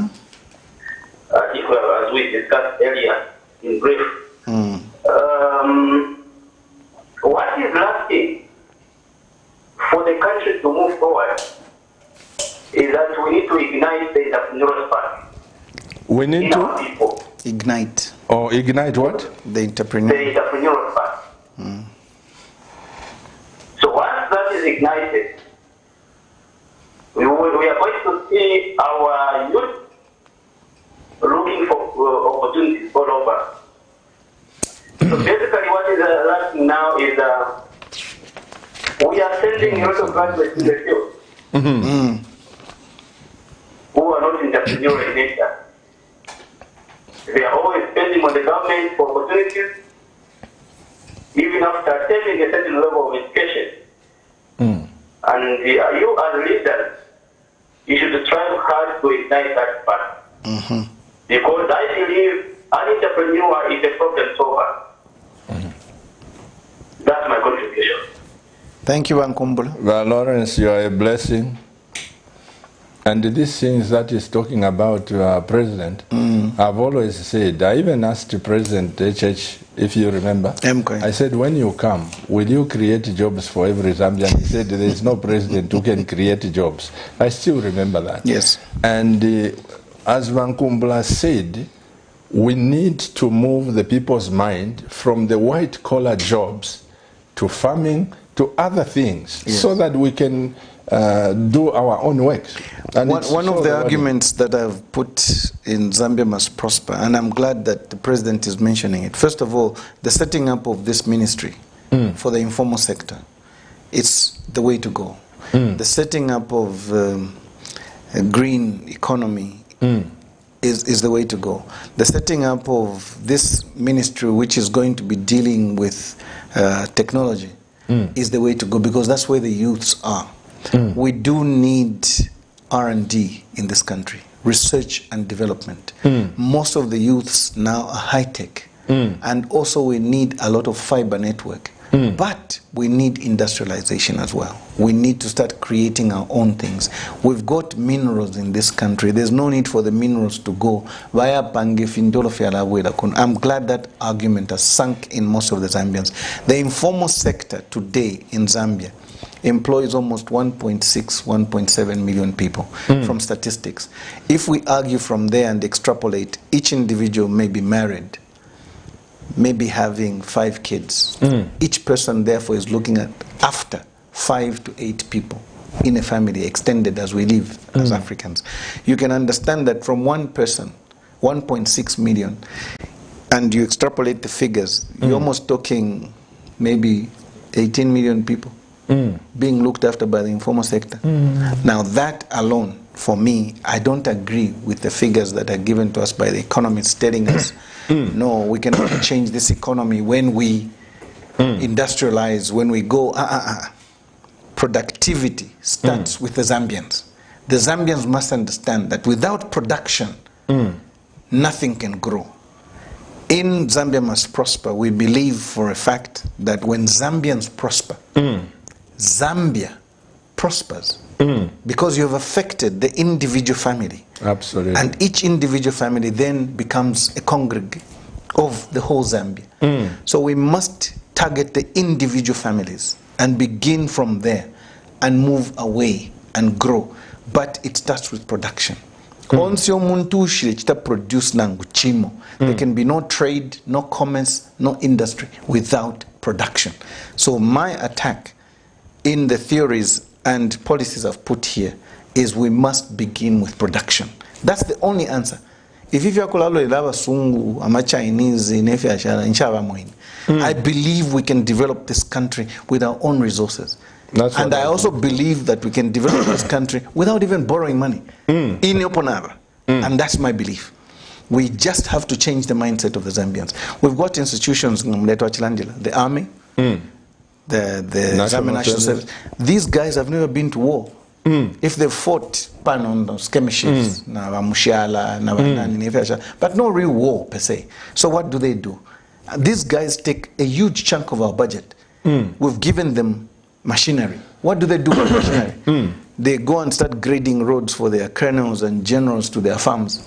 Make roads. We've got 18 state farms. I've done research in this. What are those state farms doing? Nothing. There's no production in those state farms. Apart from PF, I mean, there's no production in that. They're claiming that no, they've decongested the country. Where's the decongestion? Where? Surely. You can't. No, we don't do things like that. They did not understand production. And I think my economists, were pushed aside. Procurement, for instance, is a low-hanging fruit in my regard. I have argued that procurement per se can help the Zambian youths. If we gave 80% of the procurement of the government to the Zambians and 50% of that to the youths, there's money in circulation.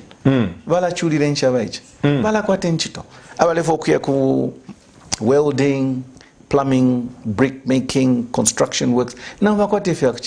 And those with talent, so for me, it's a question of realigning the thought process of the average Zambian and telling them we can prosper in this way. The Zambians are ready. Mr. President, Camnet TV has now mobilized over 8,500 people who are farmers in this country. And we have over 520,000 hectares of land through those people. In our program of Partnership for Greatness, we have now 16 professors, scientists who are ready to change this nation. Those conferences that you hear Camnet saying, come for the conference, these people are amazing. Like you said, most of these professors are just crying for research and development. They say Zambia is not a nation that likes research. No. We can develop this nation scientifically. We can. For instance, not quite kulia, not quite fruits, not quite a whole lot of things. Why haven't we developed different types of wines from those fruits that we have? Do we really just have to wait for wine to come from grapes? What is wine? It's just a fermented fruit. Turn it into alcoholic beverage. I want to learn. So therefore, we should talk about mango wine, masuku wine. Therefore, because if we do non-alcoholic wine, mango wine, and Pastor Munjele look up pen up. Now we should corona one kind industry. Hello, Shukuru Yesu now. The first miracle. The first miracle. He didn't ferment anything. Yes, but that's because he had supernatural powers. Yeah, he didn't have to wait. It was just a word, take. But kachasu na yaku try pang, depending on the circumstances. Okay, that Bible study. But when we talk about food, for instance, value addition on the food, for instance. That's what I'm saying. That is, I mean, this drink is coming from where? South Africa. Exactly. So why can't we make Zambian drinks instead of having these things packaged? It's just the level of packaging. No. We are determined to ensure that all these processes begin. And we are determined to ensure that the research and development that's required is put in these things. You cannot, over all these years of producing copper, why can't we have 6, 7, 10 companies that produce copper-related items? Because the things that they put in these TVs, in these phones, in these cables, and all these things in Detambe, these are cables that are made from where? Exactly. Why can't we do it here? Those are the things we're talking about. So for me, it's that. We've got gold here. Can't say in Serio go. 3 days ago, some kids were buried alive, I think, Batatu. We should investigate who has been taking our gold from there. Because as far as I'm concerned, nothing else. Nothing else. They just speed and up. Correct. The government must move with speed. Like I said, for me, once we get to the rule of law, good governance, and the enforcement of the rules of law, Mwalasangat, previous regime, they were in a lot of skirmishes, a lot of illegalities. So that's what we should stop. We're not stopping people from making money, but make money legitimately, and also help to produce and develop this country. There is a team called Team Zambia. It's people with brains, people with ideas who have come together, scientists who lectured in the States, in the UK, and the government doesn't look at these people to be assets to this nation. But through Camnet TV, we have put them together. People who can turn this economy, with your help. No, we are willing to look at those people. How do you we are willing. We are willing to. When I was working with Old Man Sata, for instance, in having meetings in conference room here in Dumulya, we used to meet a lot of dons from campus. In coming up with the constitution for the PF and the manifesto for the PF, Basata was very consultative.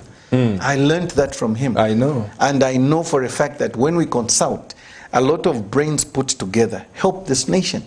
Ideas by themselves can change this country. How did South Korea do it? How did Japan do it? So those are countries we must copy from.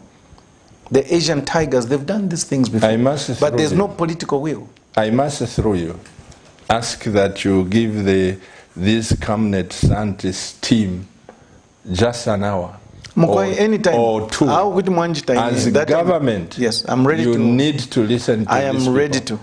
Because depending on which areas of concern, we can then direct them to the various ministries where they can work through and help us. Because we need to change. But these are things, Mr. President, I've been to ministry. This battle started 2.5 years ago. I met President Chagwa. I presented this thing, sir. We are able to make more than $5 billion per year. And that has been proved on paper and everything. But nobody wants to listen to those ideas. I have said to you, Pastor, at least with President Dakainde, you've got a listening president. And more importantly, we are willing. Even the President Chagwa, he gave the people to work with. But my older brother, unfortunately for him, political will. Let's pick up this call we hear. Hello? Hello? Hello? Good evening, sir. Hello? Hello? We are hearing you. Good evening. Hello? What's your name and where are you calling us from? My name is John Haji Mambo Daka Nguruwe. John? Hello? My name is John Mambo.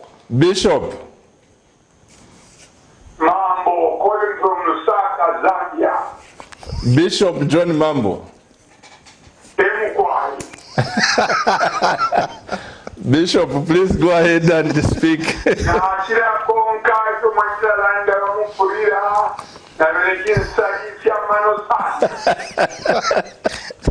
book by KELVIN, FUBE, BWALYA, KDF, Zambia must prosper.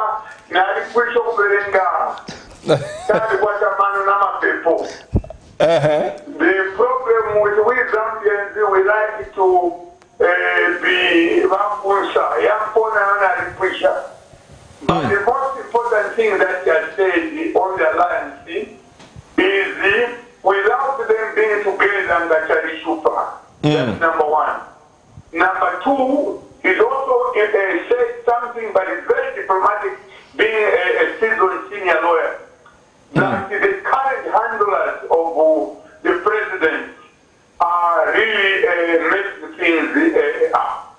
Where just today we are talking about the 45th General Council for Churches Health Association of but the letter sent on the 25th, he never got the letter. And then another one sent on the 30th and so forth. And the keynote speaker is a Bishop Mbuli. And that's why my learned senior council has said some of it we must improve because excitement is not going to help us. And the other key point also, which has been all along, is that we can pay our debt if we put our heads together. For example, this idea of Chinese, they become bosses or locking people in factories, the people have no toilets and so forth. I think this is where you are right to say,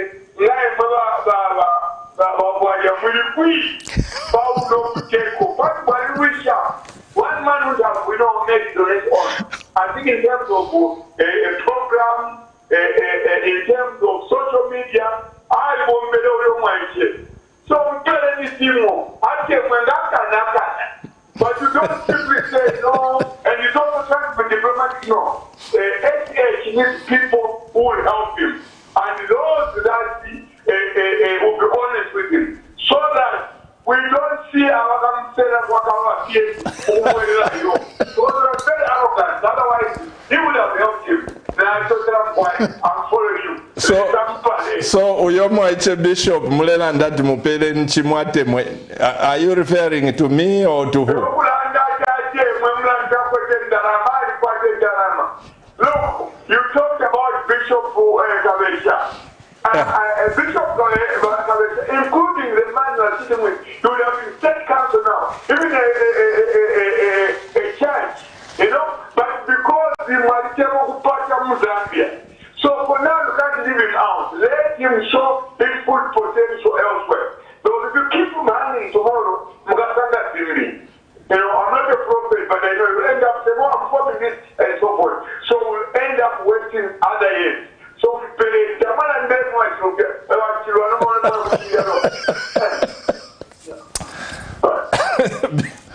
Bishop Mambo he says I'm not a prophet. I am going to Bishop. He's referring to you. At Mupele niko chimona wate na mwamushapo mugeza sana tifimifia isafu. Well, that's how we speak as preachers. He's my big brother, and him and I, people, and some other clergy, of course. Mwalimu Fefe Turanda, president. Tatua kwa toku pita mumbali. We just say it as it is. Let me agree with the bishop that we can change this country, and we are still determined to change this country. Our ideas are still on course. I believe that we are still helping the current president, even from a distance, but we are in touch. I must confess that nothing has changed, at least from my perspective, and I believe that the president is trying his level best to make sure that he balances the act. Remember, he started off by saying the cabinet will be representative of all the 10 provinces. That's right. He has delivered on that. And for me, that wasn't an easy act. Because ogotwafu mugokumweso kwalifule chongo. And if we're not careful, you find that the whole cabinet is from the one region. So he had to balance. And like I said, the pressure is not so much on me. And Bishop, please, I understand and I appreciate your concern, but the president is under pressure. Let us help him. And for some of us who can understand, it is nice to take a back seat, but also be helpful from the back seat. But from a political stand, I'll repeat, we needed to show PF that we were not out there for positions. No. It was about the principle. And we have delivered on that. Like you have said that even in UPND, if principles are not upheld, you talk. Of course. Yeah. I mean, I think the president understands. No one can gag me. If we disagree on something, privately, I'll say it. If it becomes an issue, then it will go public. But so far, no, we're good. We're good. We're very good. Mr. Director, please give us some text messages just now. Let me read some of the text messages that have been sent before I'm accused to say, Pastor Chiluba, you don't read messages. And those of you who can call on YouTube, on Zoom and Skype, please do call. We are open. Hello, good evening. Good evening, sir.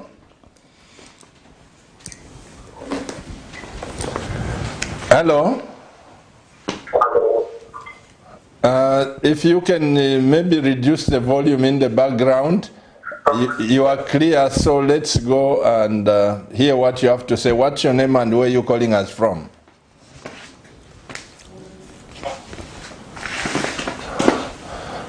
Okay. Let's have the text messages, Mr. Director. If we can have messages, I'll be most grateful.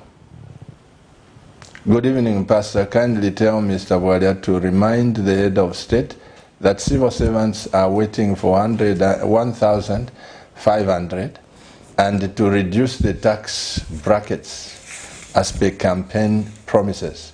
FUBE from Lusaka. What is he talking about, the civil servants waiting for 1,500? You have an idea? I think the president had mentioned one or two things during the campaign. I'm aware of that. Oh. I'm good. So he said... it's a reminder. Okay, it's the president has said. Hello, good evening. Hello, good evening. Speak a little bit louder. What's your name and where are you calling us from? Good evening, Mr. Kaleta. Mr. who? Kaleta from Kalushi. Kabesa. Kavita. Please reduce your volume. There are some seconds between you and us. Reduce the volume and just listen to us and we talk. Please go ahead and contribute. Okay, let me just put a reminder to all of you viewers. If you want to call, once you call and you want to listen to your voice from the TV, it will take seconds before you hear the TV, then contribute. Please reduce the volume or go in the next room, let your family hear your voice, and let's concentrate with our questions. Another text message, Mr. Director. That one, President FUBE has taken note of the 1,500 about the civil servants. Good evening, President KBF and our pastor. Congratulations to the Alliance for deserved victory. My three questions. Why do you think it's only fit for you organize the Northland Eastern Circuit? Why didn't you go down to the southern part? How does that make you different from tribalism presented by the PF? Why can't you formally be appointed as presidential advisor? I think don't take out those questions.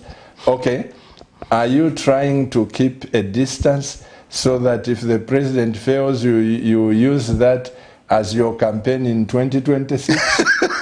What do you have to say on the reconciliation process and subsequent recovery of stolen assets? This is Lewis from Kitwe. I think from the beginning, give us that text. Let my President FUBE listen to this. Keep that text, Mr. Director, because there are 4 questions that have been asked. While my director is bringing this. From the beginning, sir. From the beginning. Okay, while the director is going back to that text, one of which is, why do you think it's only fit for you to organize the Northland Eastern Circuit? Let me start with that. When we were trying to bring the alliance to fruition, we had close to, if I recall, 23 presidential candidates coming from the northeastern side of Zambia. If you looked from the southern side, there was only one candidate. So it was very clear that the southern side was already agreed and decided on a presidential candidate. We had 23. So we picked the major players who we thought we could work with. Remember also, some of the people from the northeastern side of Zambia had tried to work with President Hakainde Hichilema. For instance, CK, he tried. GBM, he tried. Canisius Banda, he tried. So there were already problems there. I don't want to go into the history of that. The point I'm making is the problem that presented itself for me at that time was the Northeast Circuit having to come together, because we had to identify who is the enemy now. The enemy of the Zambian people for me at that time was PF. So we had to target all our guns on this enemy called PF. So that was the problem which we needed to fix. So it's not like we did. But if you saw my campaign, the last 2 days of my campaign, I was in Southern Province. So he can't accuse me that I never went to the Southern side. I did. I was in Central Province. I was in Southern Province. I went on a tour. I was in Northern Province. I was in Muchinga Province, Luapula. I was on the Copper Belt. I went into the Southern side as well. So he can't say that I wasn't campaigning in the South. I did. In fact, there's a very beautiful picture, if you saw, where the president and I met in Mazavoka. And we blocked the road. I was going to Livingstone. He was coming back. And we met just opposite the Mazabuka hospital. No traffic could move. We conducted a rally on the road. Because COVID rules, of course, we couldn't find a playground where we could have the rallies. But on the road, people stopped us and said, talk to us here. And the president addressed the crowd. He proceeded to Lusaka. I went to South. Where was the traffic officer? At that time, I think the traffic officers couldn't do much, because in the process, they realized that there was going to be pressure. But I think it was a beautiful meeting. It reminded me of Stanley meeting Livingstone, and we just blocked each other. I came out of my sunroof. He was also on his sunroof. And he was like, you're supposed to be in Wapula. I said, we've already done that side. I'm going down south. And there were radio programs that we needed to deal with. And we just laughed and waved. 20 minutes of a rally, we bypassed each other. So I can't be accused of not having gone to the south. I did. But you always have accused us. Let's go to the next question. You heard him saying, are you waiting for president to fail then so that you can pounce on his weaknesses in 2026? That accusation, you know, for me, Zambians must stop this kind of philosophies. They should always want someone to succeed. There's no one who in the alliance wants President Hakainde Hichilema to fail. Nobody.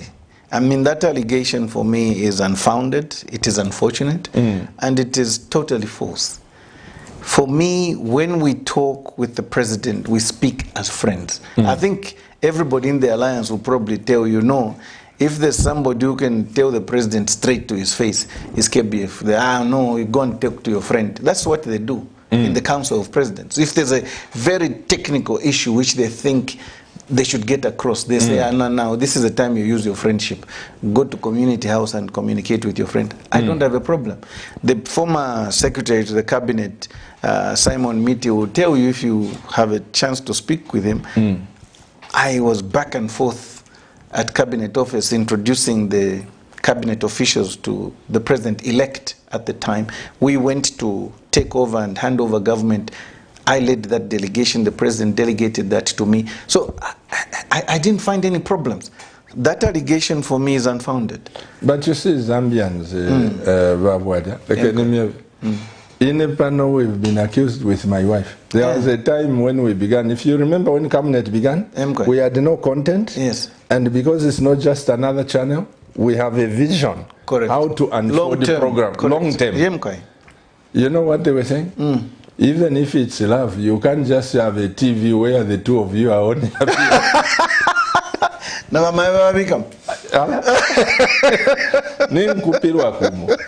And this has gone way back. Yeah. Even I remember Kenneth Maduma asking me a question, and he said to me, "Kuze NBC, Pastor Chua, why do you mention the name of Jesus twice and your wife 12 times?"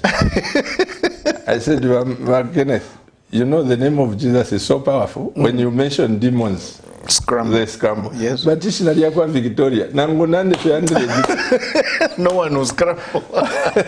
But Zambians are like that. Yeah, we are like that. My brother represents. No, Valewis, I think people. to assure him, Valewis, there's no one who wants the alliance to fail. Please get that from me. But we must project our politics on principle. And I've said this consistently, principle. I will never attack anybody on personalities myself. I don't believe in that. We must discuss issues. Issue-based politics, principle-based politics. That is why the PF now are finding it very difficult to get through to the Zambians. Because tabako is a message. When I've in my tribal talks, personal issues and things, Zambians are tired of that. Zambians want developmental policies, developmental topics. If you can't do that, please, shut up. What about the other thing that he brought? Mr. Director, please give me that third thing. He mentioned something about the economy. For Mr. Director, give me that text. It's important that we look at it. Oh, okay. These people also, the technical people, you can't know with their machines. But as we are winding down, Mr. President, going back to the economy of the Zambian people, you talked about us not paying debt.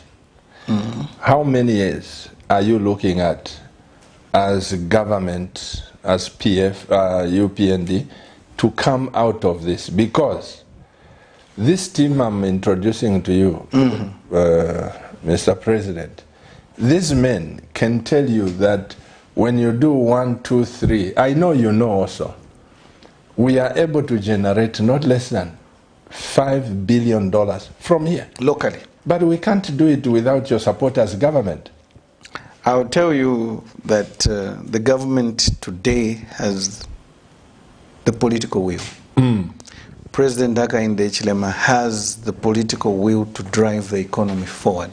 And some of us are prepared to support that because we can see light at the end of the tunnel. If you ask the turnaround period for me, we can do it in the next 5 years. Very easily. Yes, we can. Yes, I believe you. Yes, we can. I believe you because I've always believed that 3, 4 years is enough. We can turn around this economy. I want you to speak to the Zambian people, Mr. President, look in that camera. These books, somebody was asking through the social media here, how much is it? It's just 100 kwacha. It's just mine is to share ideas, really. So what you're covering is just production costs. People don't even believe that this book can cost 100 kwacha. The first book is 100 kwacha, book 1. Book 2 is 100 kwacha. That's it. We are in our, I think, 4th print now. And I've given some books to our college at Mindolo for UCZ. I've given some universities and colleges and other students and things. So we are prepared to share knowledge. Pastor, people don't understand. Knowledge and information is not witchcraft. It shouldn't be too expensive. It must be out there for people to see and get. And this is why when people read this book, they become transformed.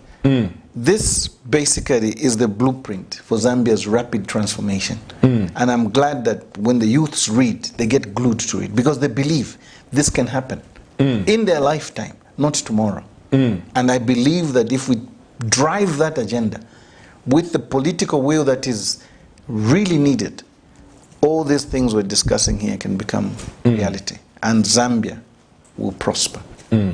I will tell you something, President FUBE, that for my wife and I, we have believed God that this nation will be developed by Zambians. Yes. Because if you people as government, you don't support me as a station. How do you develop? Or you are thinking at Tuala. What kind of thinking of that? Well, I can assure you that not in this government. Because their minds that are out there, even now, who think Pastor Chiluba should speak this way, that way. Or they are planning. No. In this government, you're free to criticize. In this government, you're free to speak your mind, as long as you respect the rights of the other person, and you're not being disrespectful. We can engage on ideas. And I think as politicians, we also want to accept the fact that your criticism is healthy to us. And we're going to pick up all the ideas that you give us. And we are willing to engage. I think the president has given, by way of demonstration, when he's allowed interviews to go with him. I know people are saying, no, but I'm an interview now. But, you know, to get the mind of a leader, you have to listen to him. It's like people trying to understand the mind of your church here, pastor. They have to listen to you and say, this is what the leader wants us to do. So let's follow that vision. Vision is never given to a choir. It's never given to a board, a committee. Vision is given to one person. The leader. And the leader must now give that vision, and it must permeate to the followers. So we're hoping that in the alliance, the president who we have put forward will give that vision and direction to the nation. Mr. Mpondela told me he will call me because he wanted to say something. I hope Elias Mpondela. I hope the director. No, my brother can call me tomorrow. We talk every day. Yeah, but it's for the sake of the nation. You know, certain people, when they call, they want the nation to be educated, you know, and it's important, like you said, as private sector, we work with the government. Right. Yeah. True, very true. No, but if he hasn't gotten through today, he can call me tomorrow. Yeah, I'll listen to him. He knows my office. He comes, he passes through. We have tea. He's part of this Team Zambia. That crop of people. Yes. Then it's okay. I'll be ready to meet them anytime.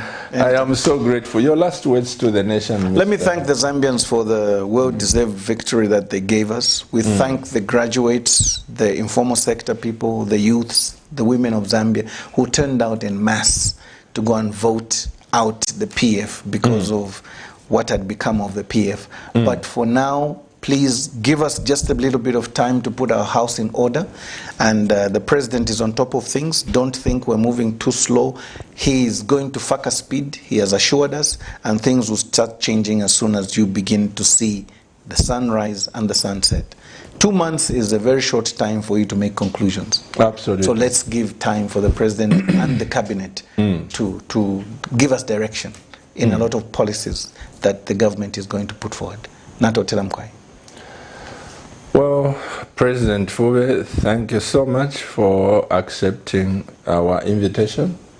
And this is a channel based on ideas that will change this nation. We always say it is not just another channel.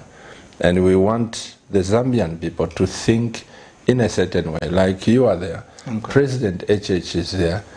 I mean, you criticizing him when you have no ideas. I think that is tantamount to witchcraft. Tetule landa hati pasa taufuala tai tawanchitila. Ero landa hati taufuala tai. Kanchitile. Ushena adikana na ngunda semukanga na fuala tai. Buy me a tie. So I am so grateful and convey our regards to the president. Well done. I know he may be watching because it's Team Cabinet and the first lady, I don't know, this time now the responsibility is huge. But through you, yes, sir, be assured that we are determined to change Zambia. Yes. And we will soon knock at your door for the president to meet this team of Zambians, brains drawn from across the world who are Zambians, and the government doesn't look at them. No, we are ready to meet them. Thank you so much. That I can assure you. Thank you very much, our pastor. Well, CAMNET TV viewers, on behalf of my wife, who is the CEO of this company, CAMNET TV, on behalf of the church leadership led by Mr. Tukombe himself, Henry, and on behalf of you, CAMNET TV viewers, the questions that I didn't ask President KBF, you can send them to me, I can forward to him, you can talk to him. We have no time and we are into news time. I'm so grateful to the Lord for all of you that tuned in this program. And President KBF, this is your station. MK. Don't be tired of us. We'll be calling you from time to time, and your leadership, MK. together with our president there. This has been your pastor on this wonderful program, National Matters. Keep watching CAMNET TV, and remember, CAMNET TV is not just another channel. Shalom.